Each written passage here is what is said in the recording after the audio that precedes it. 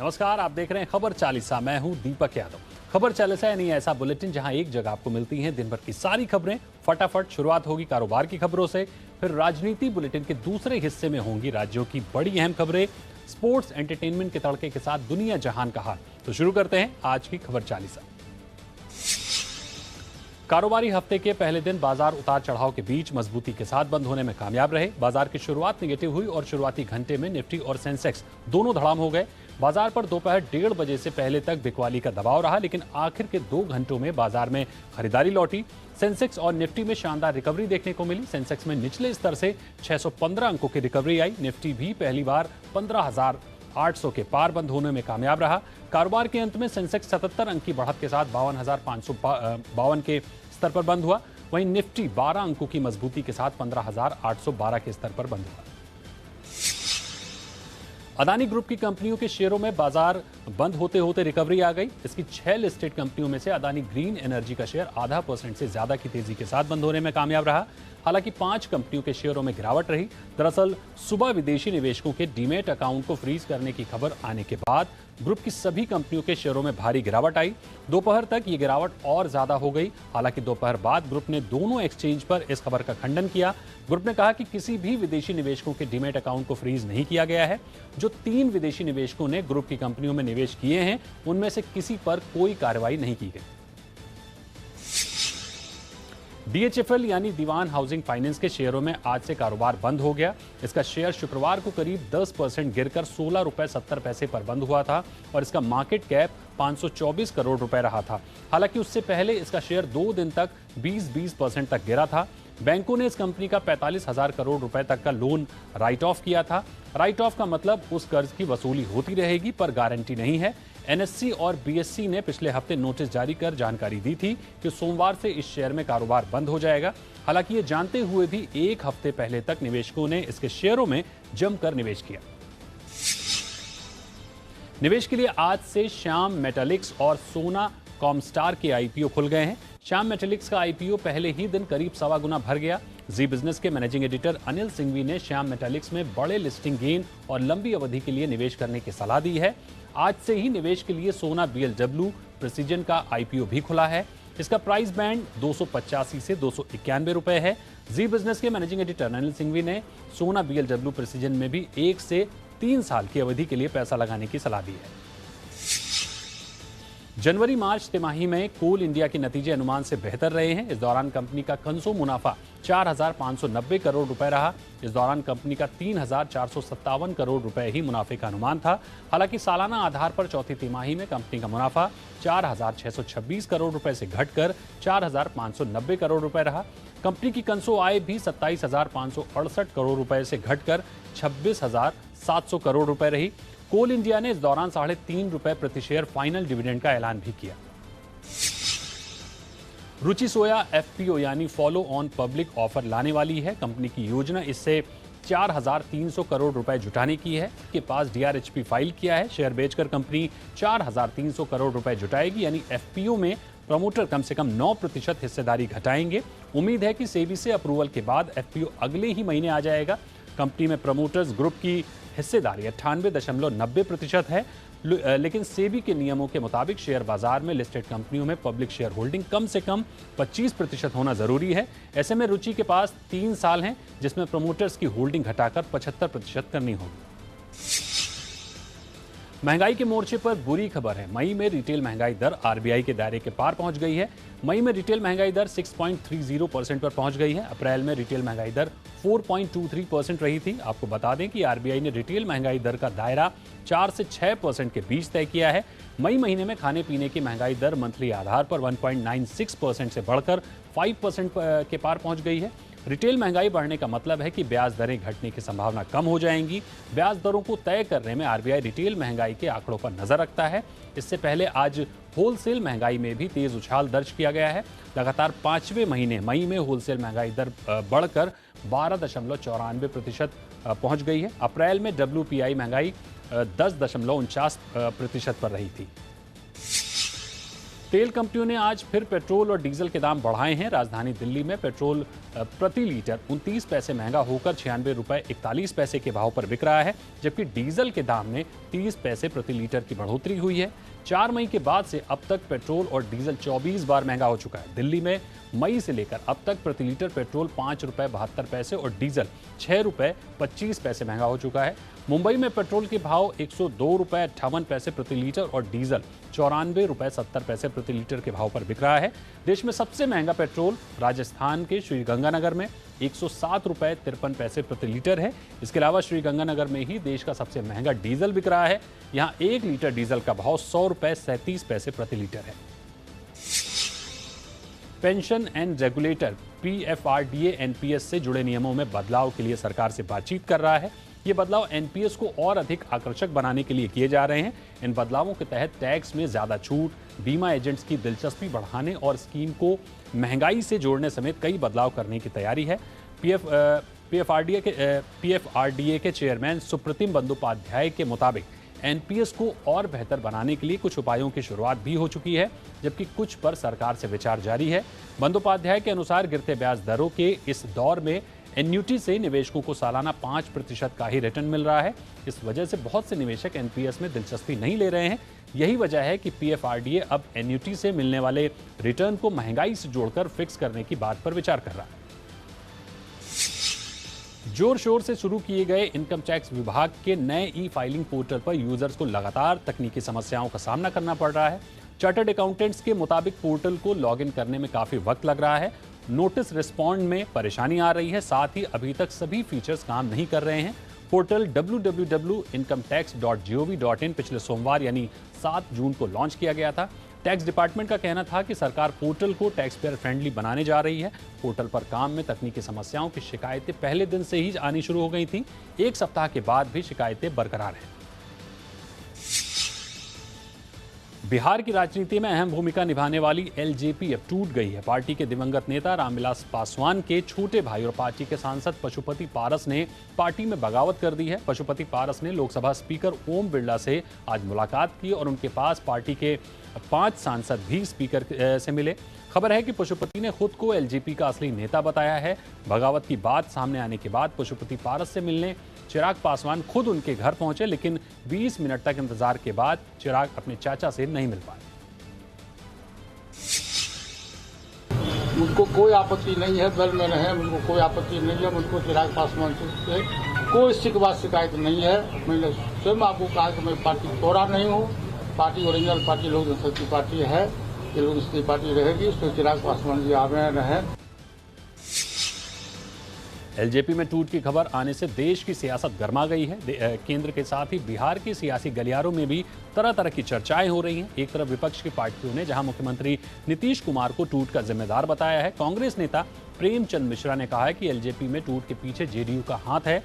उन्होंने कहा कि मुझे लगता है कि इस टूट में जेडीयू के नेता शामिल हैं। वहीं सत्ताधारी दल के नेता चिराग पासवान को इस टूट का जिम्मेदार बताते हुए ये कह रहे हैं कि ये तो होना ही था। बिहार विधानसभा चुनाव के समय से ही पार्टी नेताओं के बीच शीर्ष नेतृत्व के प्रति असंतोष की भावना थी। इतनी एलजेपी में जो टूट है वो उनकी पार्टी का आंतरिक मामला है, उसका जेडीयू से कोई लेना देना नहीं। राम जन्मभूमि तीर्थ क्षेत्र ट्रस्ट पर करोड़ों की जमीन घोटाले का गंभीर आरोप लगाया गया है। समाजवादी पार्टी और आम आदमी पार्टी इस मामले में सीबीआई जांच की मांग कर रही है। इस बीच ट्रस्ट और राम जन्मभूमि से जुड़े कई लोगों ने आरोपों को खारिज किया है, जबकि उत्तर प्रदेश के पूर्व मंत्री और समाजवादी पार्टी के प्रवक्ता पवन पांडे ने आरोप लगाया है कि जिस जमीन का बैनामा 2 करोड़ में हुआ था, उसी दिन उस जमीन का एग्रीमेंट ट्रस्ट के साथ 18.5 करोड़ रुपए में किया गया। आरोप है कि बैनामे और एग्रीमेंट के बीच का समय महज कुछ मिनटों का था। कि राम जन्मभूमि ट्रस्ट के नाम पर करोड़ों रुपए चंपत राम जी ने चंपत कर दिया। उनका नाम चंपत राय नहीं, नटवर लाल होना चाहिए। करोड़ों रुपए राम जन्मभूमि ट्रस्ट के नाम पर घोटाला और भ्रष्टाचार करने का काम किया। हमको आरोप लगते ही रहते हैं। मैं 100 साल से आरोप ही देख रहे हैं हम लोग। हम पर महात्मा गांधी की हत्या के आरोप से हम चिंता नहीं करते। आप भी चिंता मत करिए, आप खूब लगाइए। You are yes, I accept, I ready, you also, you do it. आप अपना काम करिए, हम अपना काम करेंगे। ट्रस्ट का कुछ कहना है इस बारे में? नहीं कहना, अभी स्टडी करेंगे। गुजरात विधानसभा चुनाव से पहले आम आदमी पार्टी को विस्तार देने के लिए दिल्ली के सीएम अरविंद केजरीवाल आज अहमदाबाद के दौरे पर हैं। सीएम केजरीवाल ने आज अहमदाबाद में आम आदमी पार्टी के कार्यालय का उद्घाटन किया। इस मौके पर दिल्ली के सीएम केजरीवाल ने 2022 में गुजरात की सभी 182 सीटों पर आपके उम्मीदवारों को उतारने का वादा किया।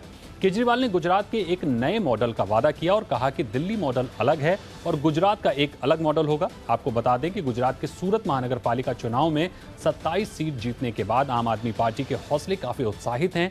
ऐसे में आगामी विधानसभा चुनाव में राज्य में सियासी जमीन तैयार करने की हर संभव कोशिश में आम आदमी पार्टी जुटी हुई है।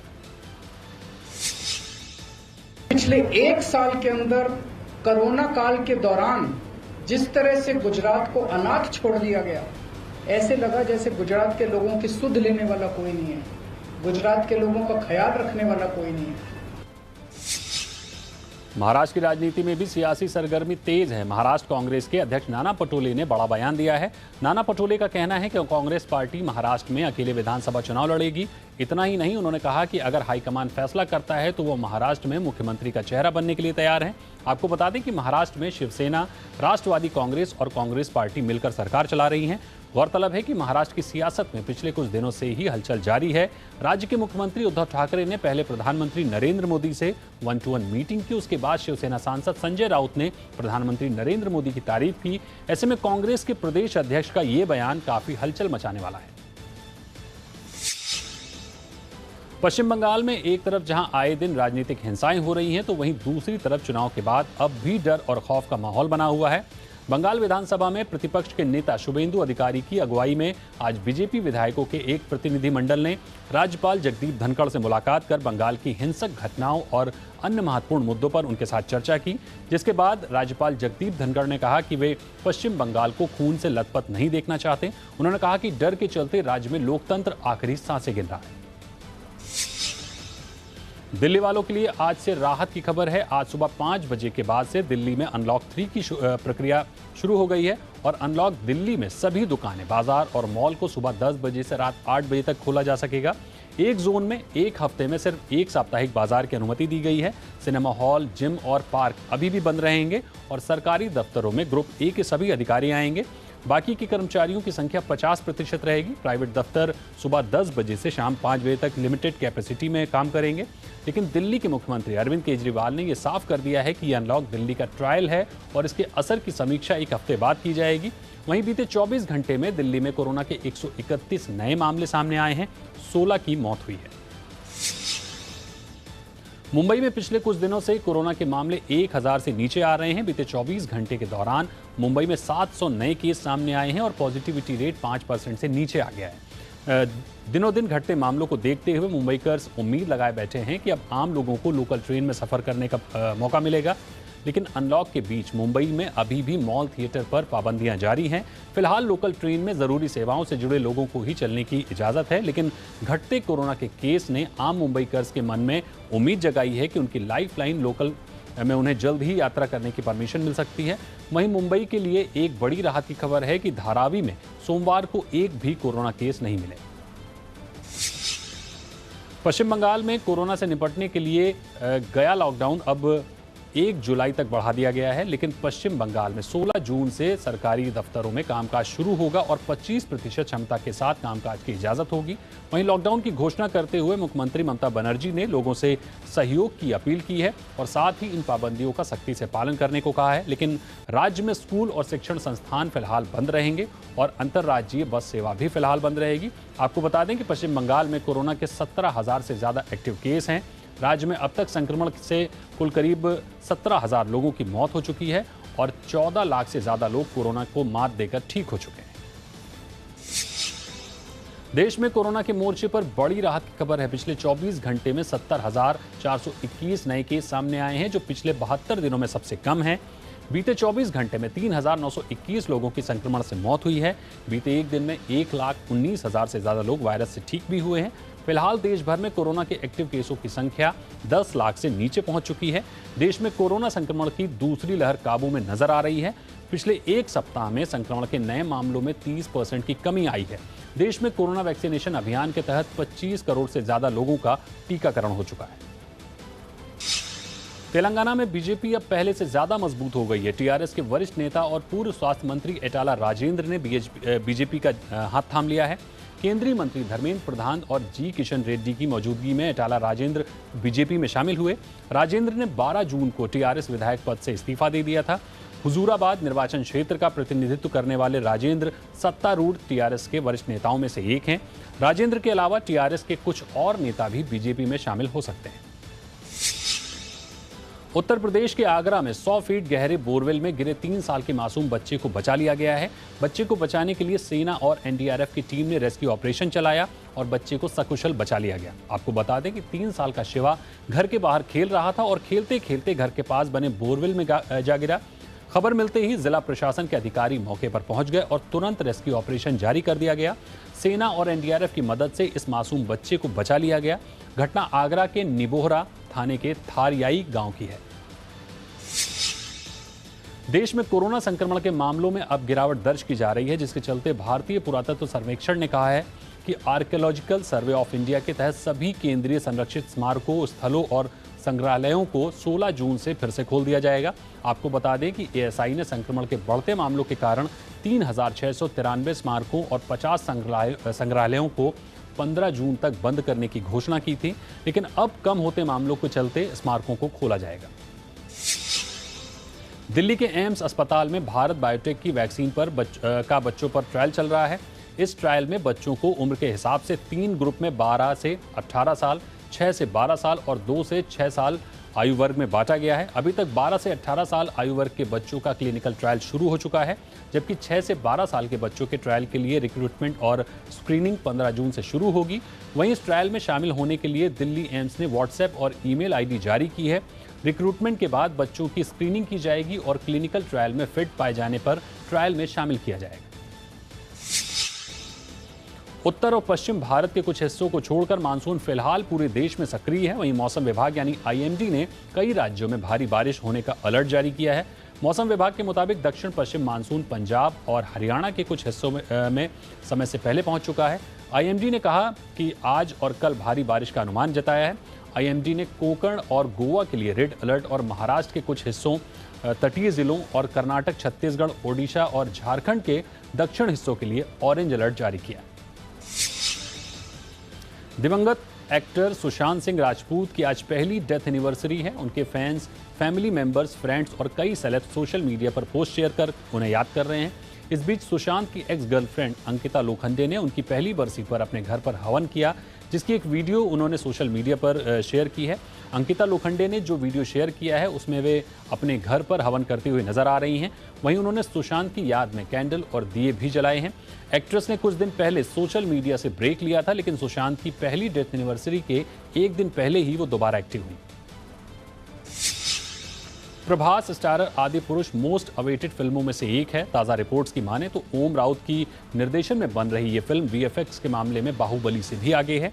बताया जा रहा है कि एसएस राजामौली की निर्देशन वाली बाहुबली 2 अभी 2500 विजुअल इफेक्ट के साथ देश की सबसे बड़ी वीएफएक्स वाली फिल्म है, जबकि आदि पुरुष में 8000 वीएफएक्स शॉट्स की बात सामने आ रही है, जो बाहुबली के मुकाबले 3 गुने से भी ज्यादा है। मेकर्स कोविड-19 के हालात सामान्य होने की फिल्म की शूटिंग शुरू करेंगे। फिल्म अगले साल 22 अगस्त को रिलीज हो सकती है। Bobby Deol starrer web series आश्रम के तीसरे सीजन की शूटिंग सितंबर में शुरू होगी। प्रकाश झा की सीरीज सितंबर के पहले हफ्ते से भोपाल में शूट होगी। पहले इसे 6 अप्रैल से स्टार्ट करने का प्लान था, लेकिन कोविड की दूसरी लहर के चलते ऐसा नहीं हो पाया। भोपाल में हालात बेकाबू होने की वजह से 4 अप्रैल को शूट कैंसिल करना पड़ा था। बता दें कि आश्रम का पहला और दूसरा सीजन पिछले साल ओटीटी प्लेटफॉर्म MX प्लेयर पर स्ट्रीम हुआ था। खबरें हैं कि अमिताभ बच्चन, रश्मिका मंदाना, विक्की कौशल, भूमि पेडनेकर ने भी शूटिंग के लिए कमर कस ली है। विक्की और भूमि डॉक्टर लेले फिल्म फिर से शुरू करने वाले हैं। लॉकडाउन से पहले इस फिल्म की शूटिंग के दौरान विक्की और भूमि दोनों कोविड पॉजिटिव हुए थे। हालांकि दोनों कुछ दिनों बाद रिकवर भी हो चुके थे। अब दोनों इस फिल्म की शूटिंग फिर से शुरू करेंगे। भूमि तो डॉक्टर लेले के साथ साथ रक्षाबंधन भी शूट करेंगी। रक्षाबंधन की शूटिंग मुंबई की फिल्म सिटी, जबकि डॉक्टर लेले अंधेरी इलाके में शूट होगी। सूत्रों ने बताया कि अमिताभ बच्चन और Rashmika Mandanna film Goodbye की शूटिंग फिर से शुरू करेंगे। इधर सुपरस्टार आमिर खान ने भी आज से मुंबई में शूट शुरू कर दिया है। फिल्म लाल सिंह चड्ढा की शूटिंग मुंबई के अलग अलग इलाकों में होगी। मुंबई शेड्यूल के बाद आमिर खान और उनकी टीम लेह लद्दाख का फिर रुख करेगी, जहां कारगिल में फिल्म का बड़ा हिस्सा फिल्माया जाएगा। फिल्म को अद्वैत चंदन डायरेक्ट कर रहे हैं, साथ ही करीना कपूर अहम भूमिका में होंगी। दुनिया के नंबर 1 टेनिस प्लेयर सर्बिया के नोवाक जोकोविच ने अपना 19वां ग्रैंड स्लैम टाइटल जीत लिया है। उन्होंने फ्रेंच ओपन के फाइनल में ग्रीस के 22 साल के स्टेफानोस सिटसिपास को करीब 4 घंटे तक चले मुकाबले में मात दी। इसी के साथ 34 साल के जोकोविच टेनिस के इतिहास में 2 बार सभी 4 ग्रैंड स्लैम जीतने वाले तीसरे खिलाड़ी बन गए हैं। वे पिछले 52 साल में ऐसा करने वाले पहले खिलाड़ी हैं। इससे पहले यह रिकॉर्ड रॉय एमरसन और रॉड लेवल के नाम पर था। लेवर ने 1969 में और एमरसन ने 1967 में रिकॉर्ड बनाया था। टीम इंडिया को 18 जून से न्यूजीलैंड के खिलाफ साउथहैम्पटन में आईसीसी वर्ल्ड टेस्ट चैंपियनशिप का फाइनल खेलना है। इस मैच के साथ ही टीम इंडिया आईसीसी टूर्नामेंट में सबसे ज्यादा 10 फाइनल खेलने के मामले में ऑस्ट्रेलिया की बराबरी कर लेगी। वहीं न्यूजीलैंड टीम का ये 5वां आईसीसी फाइनल रहेगा। वेस्टइंडीज, इंग्लैंड और श्रीलंका टीम 8-8 फाइनल खेलने के साथ संयुक्त रूप से तीसरे नंबर पर काबिज हैं। अब तक आईसीसी टूर्नामेंट में कुल 53 फाइनल खेले गए। सबसे कम साउथ अफ्रीका ने एक ही फाइनल खेला। बीसीसीआई अध्यक्ष सौरव गांगुली ने हाल ही में इंटरनेशनल क्रिकेट काउंसिल की बैठक में हर साल टूर्नामेंट कराने के प्रस्ताव पर साइन किए हैं, जबकि बीसीसीआई ने पहले आईसीसी के हर साल टूर्नामेंट कराने का विरोध किया था। अब बोर्ड के बदले रुख के बाद आईपीएल के लिए बीसीसीआई ने आईसीसी के साथ डील की है। दरअसल 1 जून को हुई आईसीसी की बैठक में 2024 से 2021 तक हर साल आईसीसी के बड़े टूर्नामेंट को सभी सदस्यों ने मंजूरी दी थी। नीदरलैंड ने यूरो कप 2020 का आगाज जीत के साथ किया है। रविवार को ग्रुप सी के एक रोमांचक मुकाबले ने डच टीम ने यूक्रेन को 3-2 से हराया। ये नीदरलैंड की यूक्रेन पर दूसरी जीत है। भारत के दिग्गज स्प्रिंटर रहे मिल्खा सिंह की पत्नी निर्मल कौर का पोस्ट कोविड कॉम्प्लिकेशन के कारण निधन हो गया। वे 85 साल की थी। निर्मल भारतीय महिला वॉलीबॉल टीम की कप्तान रह चुकी हैं। साथ ही वे पंजाब सरकार में स्पोर्ट डायरेक्टर के पद पर भी रहीं। मिल्खा सिंह के परिवार की ओर से जारी बयान में कहा गया है कि आईसीयू में भर्ती होने के कारण मिल्खा सिंह पत्नी के अंतिम संस्कार में शामिल नहीं हो सके।